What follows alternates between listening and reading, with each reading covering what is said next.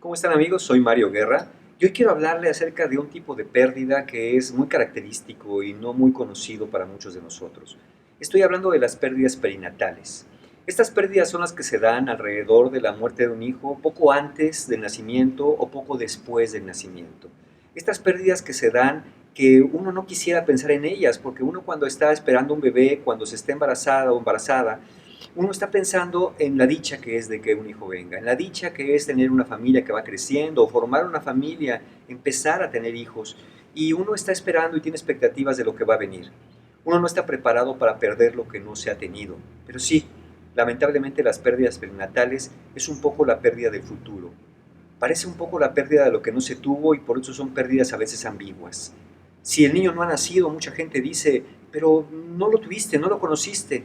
Y hoy sabemos más allá de toda duda que una mujer desde el quinto mes del embarazo ya se relaciona con el producto, con su hijo, como si ya hubiera nacido. Empieza a tener conversaciones, empieza a tener ciertos cuidados, empieza a tener una vida de relación con ese hijo. La experiencia de la pérdida perinatal usualmente no es reconocida o no es validada por personas clave en la vida de la mujer, inclusive su propio médico. ¿Cuántas veces no hemos escuchado personas decir, pero estás joven, puedes tener otros hijos, o ahí tienes más, o tienes que salir adelante por los otros, o finalmente no validar la pérdida? Pero ¿sabemos realmente lo que la mujer o al mismo hombre está experimentando el padre en este caso, que también es una pérdida que no se valida? Para la mujer o para el hombre o para el padre o la madre para el caso, la pérdida de un feto, la pérdida de un infante, puede ser una de las más críticas y devastadoras experiencias que pueden experimentar. Y es una pérdida que se vive muy en solitario. A veces cuando la mujer está sola, pues lo tiene que vivir ella sola. Pero cuando hay un hombre involucrado emocionalmente en este hecho, la afectación también suele ser muy severa para los propios hombres. Esta pérdida es la pérdida que viene llena de otras pérdidas. Es una pérdida física, la pérdida del hijo en sí mismo, pero también es una pérdida simbólica, lo que en el futuro ese hijo representaba para nosotros.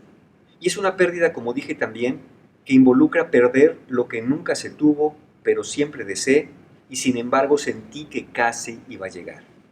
Es una pérdida que desata un proceso de duelo diferente a todos los procesos de duelo, porque es una respuesta subjetiva que se presenta tras esta pérdida, que es significativa y que sin embargo, ¿cómo se va a vivir si las demás personas no la comprenden?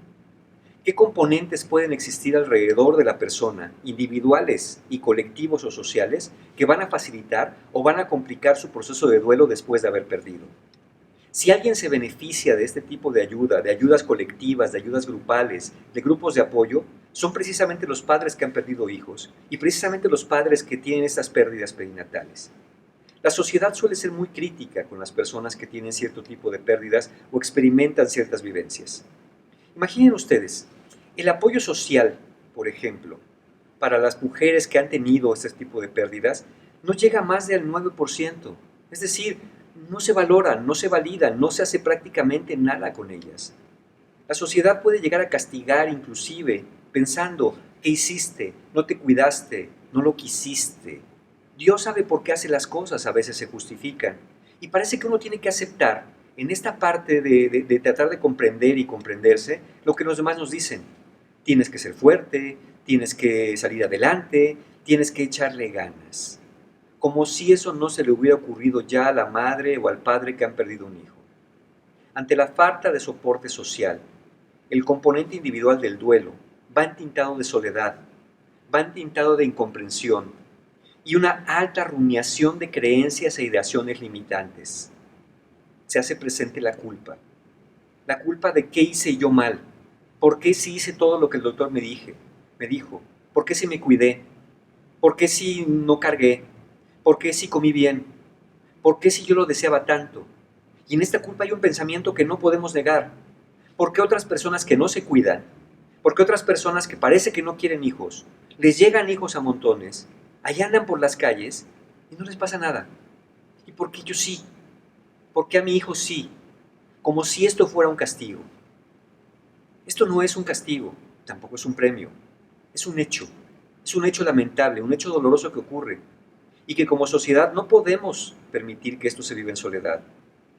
Las mujeres que han tenido este tipo de pérdidas a veces tienen que vivir un duelo encubierto, un duelo que su misma naturaleza las lleva a disociarse del suceso, a echarle ganas, a salir rápido de esto.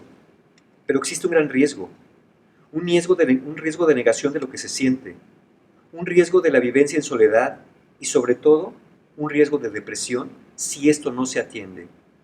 ¿Cuántas veces no hay que cuando se tiene la pérdida de un hijo, rápidamente se busca el nuevo embarazo para reemplazar al hijo que se fue? ¿Cómo se va a reemplazar a un hijo que se fue? Necesitamos tiempo para procesar esto. A veces estamos aptos físicamente para un nuevo embarazo, pero emocionalmente no es recomendable cuando no hemos podido desvincularnos todavía de la vivencia dolorosa y no hemos aprendido a relacionarnos todavía con el hijo que apenas llegando se ha marchado. De lo que más escucho en terapia son mujeres que me preguntan, Mario, no sé qué sentir. No sé si fui mamá o no fui mamá, si lo mío es una pérdida o no es una pérdida, si debo estar triste o agradecida, o ser fuerte o rendirme. ¿Qué fui? Y yo les digo, fuiste una madre, eres una madre. Porque a pesar de que tu hijo ya no está, eso no te arrebata la condición de madre. ¿Qué debo contestar? Me preguntan. Cuando me preguntan cuántos hijos tuve o he tenido, ¿debo contar al que murió? ¿No lo cuento? ¿Qué digo? Bueno, ¿cuántos hijos tuviste? ¿Cuántos embarazos tuviste? ¿Cuántos hijos pudiste haber perdido antes o después del embarazo? Esos también cuentan. Esos también reciben un nombre aunque no hayan sido bautizados, aunque no hayan sido registrados. Entonces, por supuesto que deben contar también. Y entonces uno responde, tengo dos hijos, uno vive y el otro murió. Muchas personas se sienten muy avergonzadas y arrepentidas de haber preguntado, pero no hay vergüenza tampoco en ello. No hay vergüenza porque uno no sabía y porque es natural que cuando uno no sepa pregunte cosas, pero la respuesta también puede ser muy natural. Sí, sí, mi hijo contó, mi embarazo contó, mi experiencia contó y no quiero que nadie me la arrebate. No quiero que nadie me diga que no me debe de doler. No quiero que nadie me diga que no debo sentir o que tengo que ser fuerte. A veces cuesta mucho trabajo después de una pérdida de estas, ciertas vivencias y experiencias que experimenta la mujer sobre todo. Por ejemplo, mirar a una mujer embarazada, mirar a una madre con su hijo, el nacimiento de un hijo de alguien conocido o el nacimiento de otro hijo propio. Eso va a recordar aniversarios, fechas especiales, lugares, personas, mirar las cosas que se habían comprado, la habitación que se tenía dispuesta. Y de pronto, todo lo que esperé que sucediera no sucedió.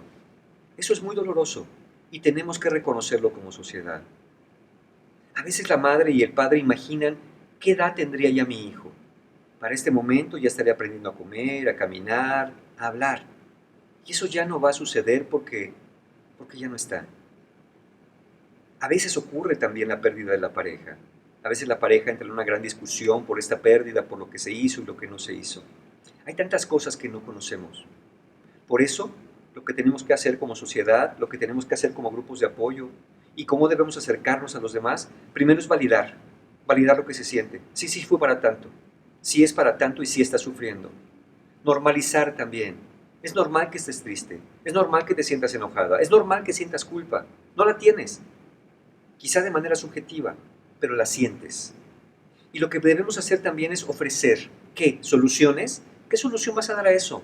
Ofrecer apoyo, ofrecer el acercamiento, si sabes dónde ofrecen apoyo, ofrecer esta parte para que las personas se acerquen. Estos duelos perinatales son duelos muy complicados. Necesitamos hablar de ellos con personas que sepan hablar de ellos. No podemos ir por la calle contando todo lo que nos pasa, todo lo que sentimos y todo lo que nos duele con personas que sentimos que no nos comprenden, que no se acercan a nuestra experiencia y a nuestra vivencia. ¿Qué mejor que hablar de esto con otros padres que han experimentado lo mismo? ¿Qué mejor que hablar de esto con especialistas que me pueden escuchar y me pueden orientar? Como padres, no tendríamos por qué ser castigados dos veces, uno con la pérdida del hijo y otro con la vivencia en solitario. Por eso es buena idea buscar ayuda, por eso es buena idea que me estén viendo, que estén en este evento, que estén en este momento, en este lugar reunidos, porque esto puede dar un significado diferente a la experiencia.